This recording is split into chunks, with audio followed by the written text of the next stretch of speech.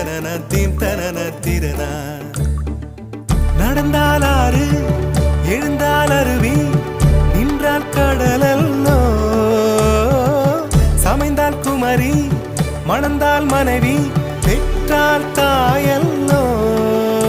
சிறு நதிகளே நதியிடும் கரைகளே கரை தொடும் நுரைகளே நுரைகளில் இவள் முகமே. சிறு நதிகள்